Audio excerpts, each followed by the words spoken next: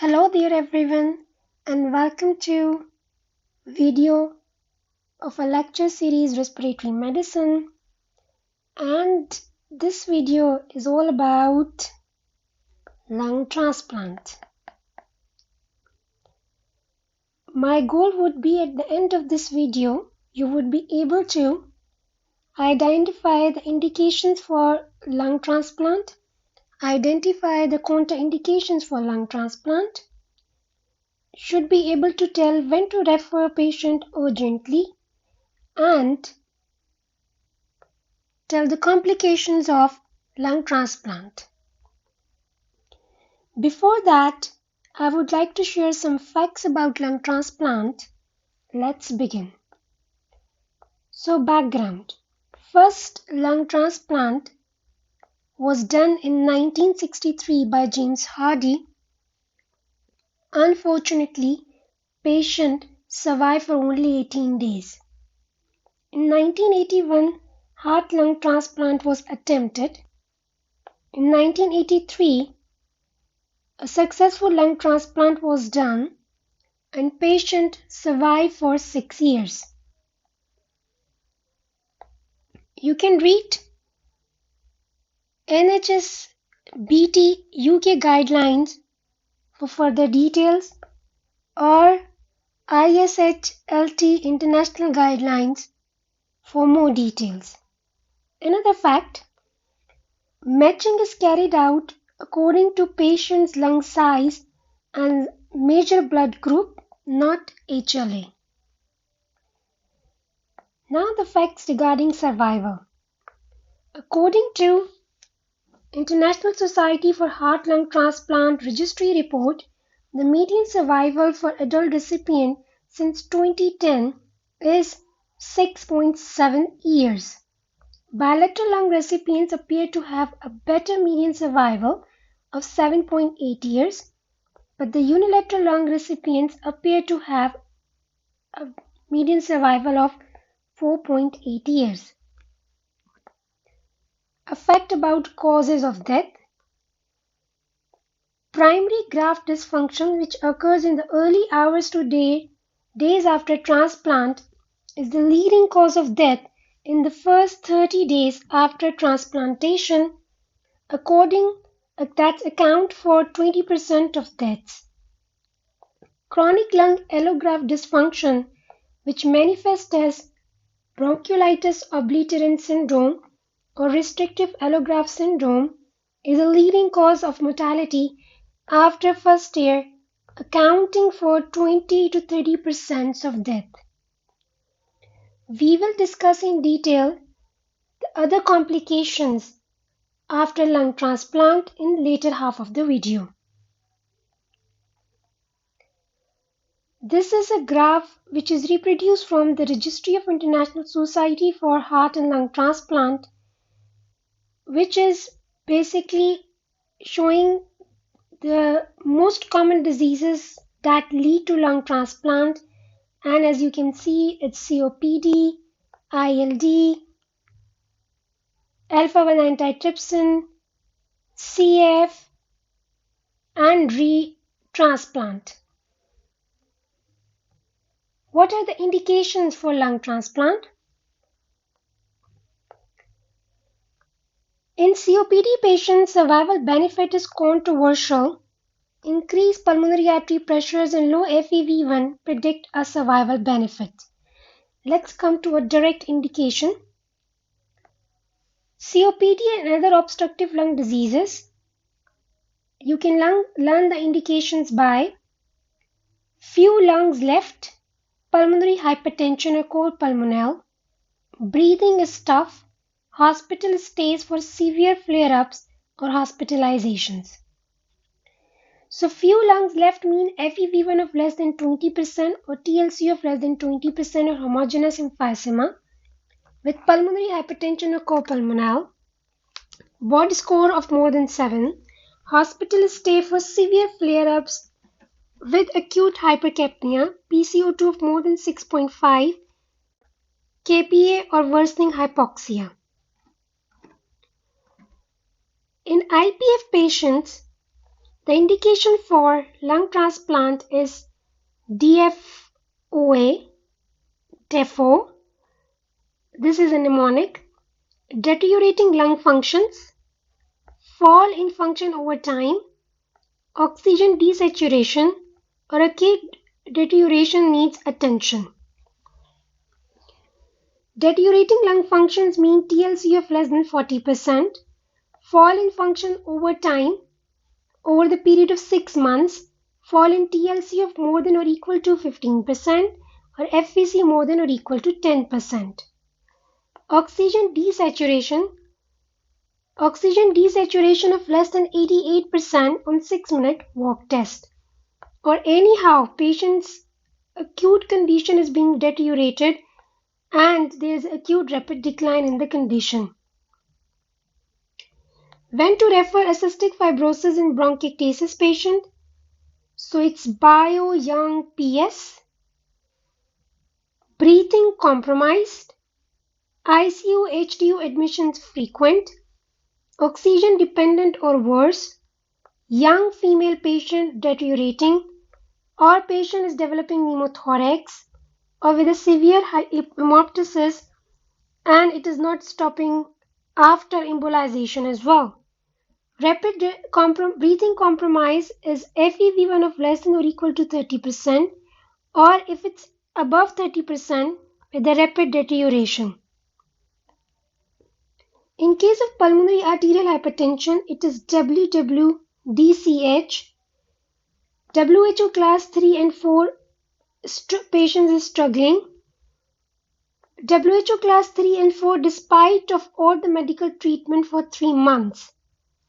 Worsening right heart failure, declining 6-minute walk test of less than 350 meters despite of treatment, or chronic inotropic support is needed, continuous IV inotropic support, or high right atrial pressure and low cardiac index of more than 15 mm of Hg or less than 2 liters per minute per meter square of cardiac index. So indications: in COPD, few lungs are left with pulmonary hypertension or col pulmonale, breathing is tough, and hospital stays for severe flare-ups. Few lungs left with pulmonary hypertension, breathing is tough, hospital stays for severe flare-ups. IPF, deteriorating lung function, fall in function over time, oxygen desaturation, acute deterioration needs attention. CF and bronchiectasis, breathing compromise, ICU, HDU admissions frequent, oxygen dependent or worse, young female pneumothorax, severe hemoptysis. Pulmonary arterial hypertension, WHO class 3-4, worsening heart failure, right heart failure, declining 6-minute walk test, chronic inotropic support, high arterial pressure and low cardiac index. With that, we are coming towards the first question of the video. Try to answer it in the comments. What is an absolute contraindication for lung transplant? Is it limited coronary artery disease, HCV, BMI of 32, BMI of 16, resected bowel cancer 4 years ago, now in remission, or patient is on PRED 7.5 milligrams once a day? This is question number 1. Try to answer in the comment section. With that, we come to a second part of the video, which is regarding contraindications. There are two types of contraindications for lung transplant patients: absolute and relative. Let's discuss absolute. So in absolute, it's A, B, C, D, E, M, L, 35 and 5, which you need to remember. A stands for addictions, active or recent within the 6 months. It could be cigarette smoking, alcohol, or any illicit drug use.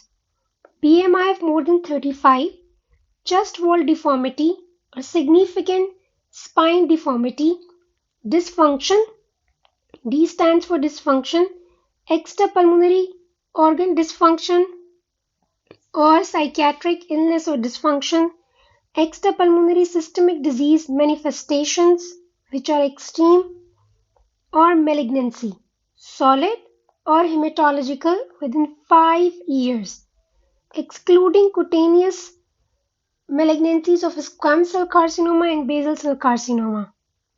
Timing is very important. And L stands for lack of interest in treatment or lack of family, friends or social support. So it's A, B, C, D, E, ML, 35 and 5. Addictions, BMI, chest wall deformity, dysfunction, extrapulmonary manifestations, malignancy and lack. And the two magic numbers are 35 and 5. Let's come to relative contraindications, which is A, B, C, D, E, M, I. A stands for age. If the age is more than 60 years, BMI of more than 30 or less than 17 years, chronic medical conditions are poorly controlled, whether it is renal, cardio, or liver, or bone. Dose of prednisolone of more than 15 milligrams per day. The dose is very important. eGFR of less than 50 ml per minute, or there is an extensive pleural disease, or patient is requiring mechanical ventilation but excluding NIV. Or patient is having any infections like HIV, hepatitis B and C, Burkholderia, Mycobacterium abscessus. Mycobacterium abscessus is not absolute relative contraindication, but we should inform patient that it is in high risk. Or aspergilloma. So A, B, C, D, E, M, I, 15, 17, 30, 50 and 60. Age of more than 60, BMI of more than 30 or less than 17, chronic medical conditions poorly controlled, PRED 15, eGFR 50, extensive pleural disease, patient requiring mechanical ventilation or infections. You can take a screenshot and then try to memorize it. With that, we are coming to the question 2 of our video. In which of the following scenarios would a referral for assessment of lung transplant be appropriate? You can pause the video and read the scenario and can answer in the comment section.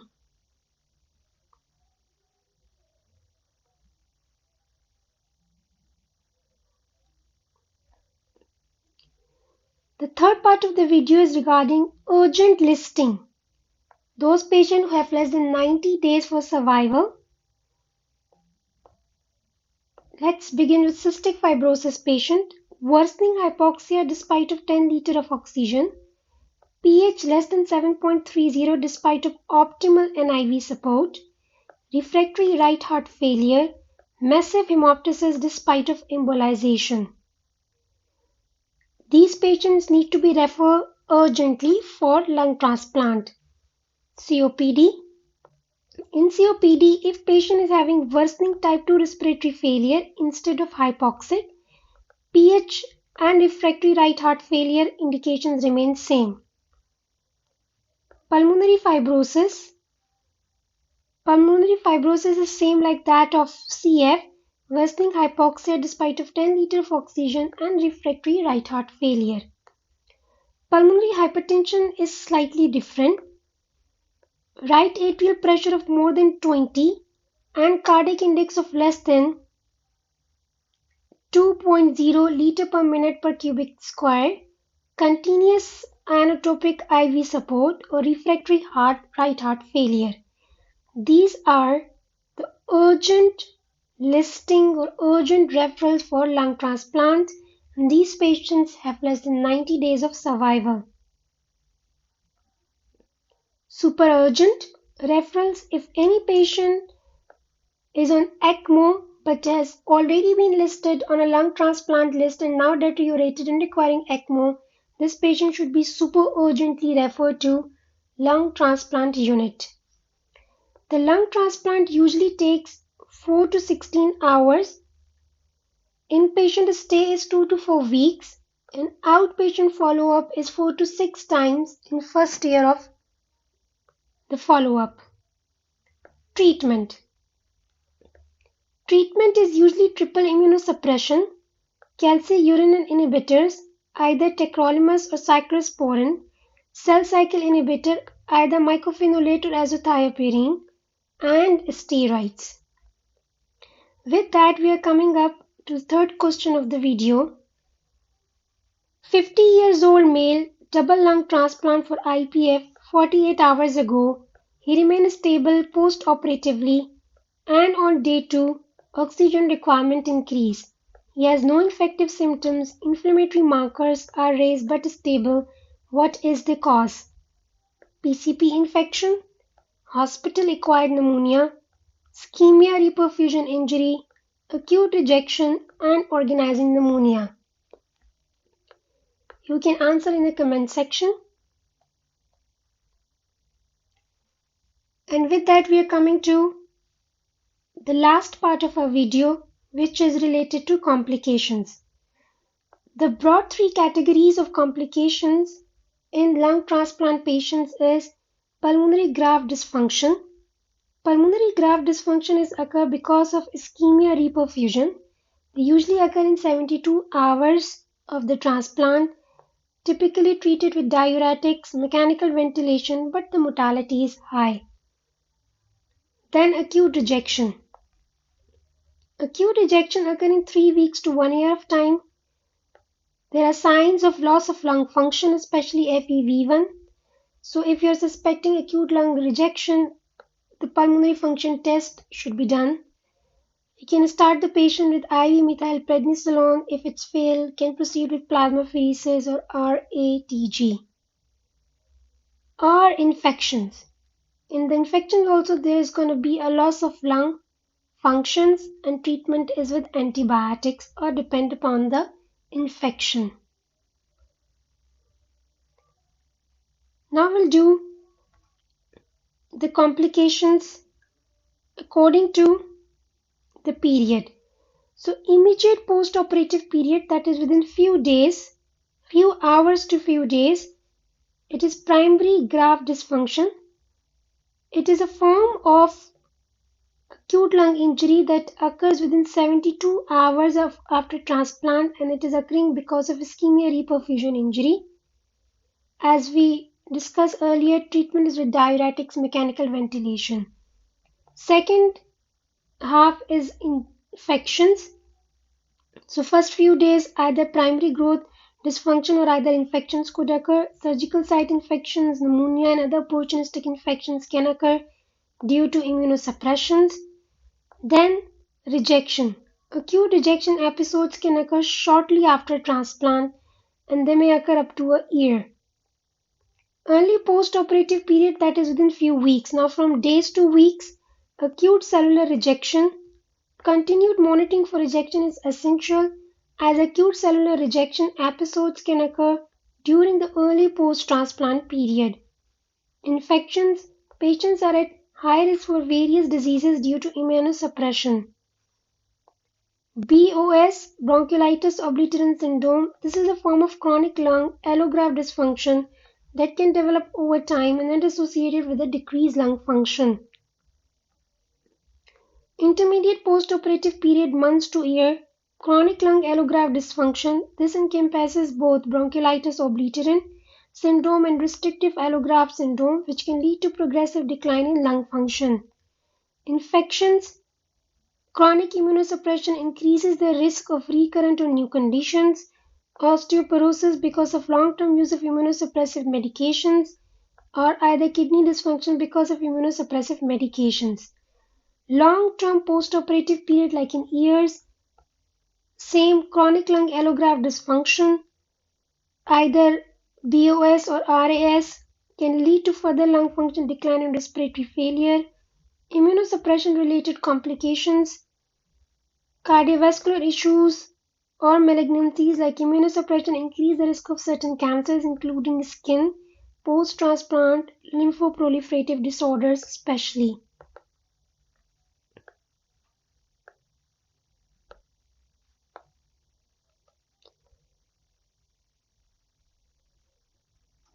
is one update regarding a scoring system. Recently, from March 9th, the scoring system of lung transplant is being changed, and now they are using CAS.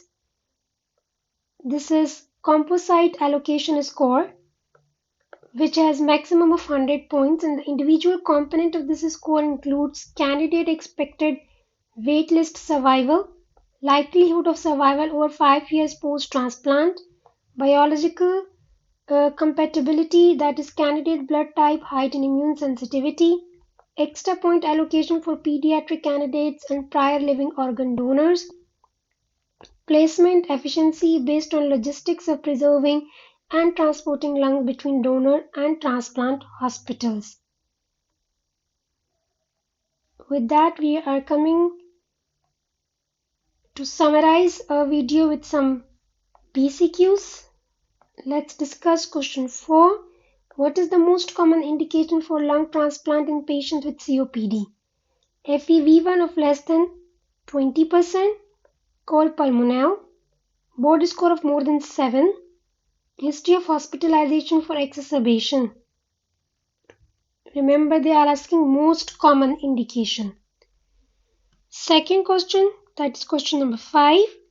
Which of the following condition is most likely to prompt a consideration for lung transplant in patient with IPF? Fall in TLCO of 5% over 6 months, fall in FVC of 5% over 6 months, oxygen desaturation of 90% on 6-minute walk test, rapid acute deterioration preceding diagnosis. Next question, that is question number 6. In which of the following scenarios would lung transplant be considered for a patient with cystic fibrosis? FEV1 of 50% predicted, oxygen-dependent respiratory failure, ICU admission for pneumonia, fall in TLCO of 10% over 6 months. Question 7. What is the primary indication for lung transplant in patient with pulmonary arterial hypertension? WHO class 1 functional status, WHO class 3 and 4 despite of treatment, oxygen saturation of more than 95%, normal right heart cath. Question 8. Which of the following condition does not qualify as an indication for lung transplant? Not qualify. A rapid decline in lung function in a young female patient, hypertension and elevated top levels, severe hemoptysis despite embolization, FEV1 of 65% predicted in a patient with a chronic bronchitis. Question 9. What is the term for acute lung injury occurring within the first 72 hours after lung transplantation is called? Acute ejection, bronchiolitis obliterans syndrome, primary graft dysfunction or bacterial infection. Question 10. Which complication is characterized by chronic progressive obstructive lung disease due to inflammation and fibrosis of the bronchioles? Immunosuppression related complications, acute rejection, lymphoproliferative disorders, or bronchiolitis obliterans syndrome. Question 11. What is the primary concern with long-term immunosuppression after lung transplant? Bacterial infections, neurological complications, increased risk of malignancies, and primary graft dysfunction. Question 12. Which post-lung transplantation complication is characterized by an immune response against transplanted lung? Lymphoproliferative disorder, acute rejection, gastroesophageal complications, or renal dysfunction. Coming towards the last question 13. Which organ is particularly at risk for dysfunction due to the effects of immunosuppressive medications after lung transplant? Heart, kidney, liver, and brain. Thank you so much. Do comment and subscribe, and don't forget, a giveaway is coming up.